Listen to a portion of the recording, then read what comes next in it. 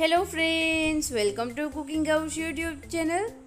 તો આજે હું તમારી જોડે શેર કરીશ ફરાળી શક્કરિયાના શાકની રેસીપી।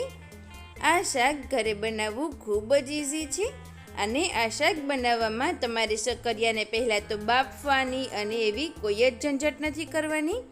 આ શાક ખૂબ જ ઝટપટ બની જાય છે અને ખાવામાં તો એટલું સરસ લાગે છે કે ઘરમાં બધાને ભાવશે। તો હવે કોઈ પણ વ્રત કે ઉપવાસ હોય ત્યારે આ ફરાળી શક્કરિયાનું શાક તમે ઘરે જરૂરથી ટ્રાય કરજો।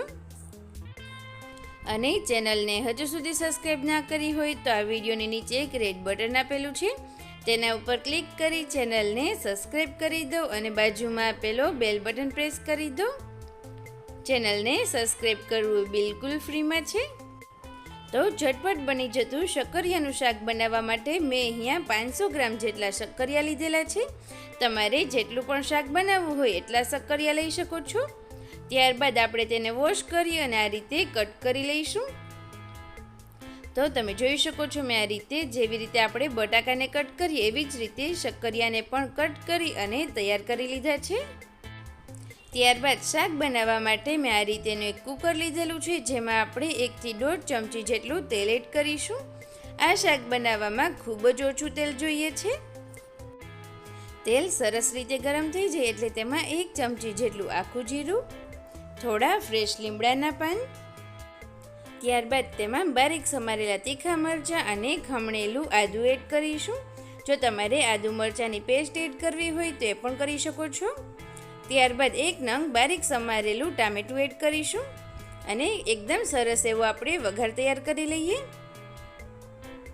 વઘાર સરસ રીતે સોતે થઈ જાય ત્યારબાદ તેમાં કટ કરેલા આપણે રતાળું એડ કરીશું, એટલે કે શક્કરિયા।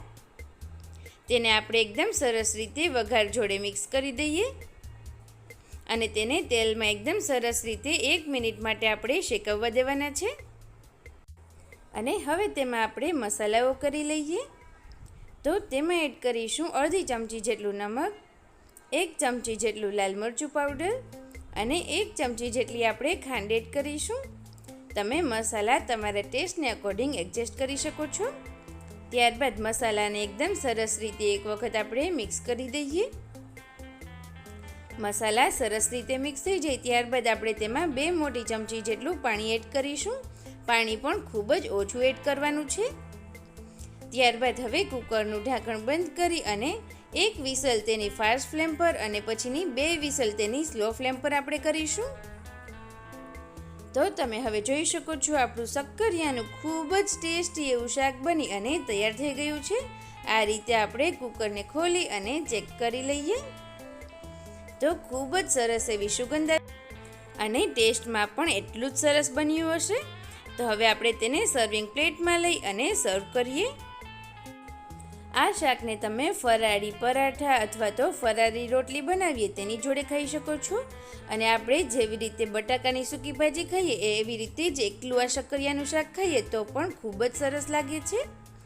તો તમે પણ ઘરે જરૂરથી ટ્રાય કરજો અને તમને મારી આ રેસીપી સારી લાગી હોય તો પ્લીઝ આ વિડીયોને લાઈક કરજો, તમારા બધા જ ગ્રુપમાં શેર કરજો અને ચેનલને હજુ સુધી સબસ્ક્રાઈબ ના કરી હોય તો નીચે આપેલા રેડ બટન ઉપર ક્લિક કરી જલ્દીથી તેને સબસ્ક્રાઈબ કરી દો।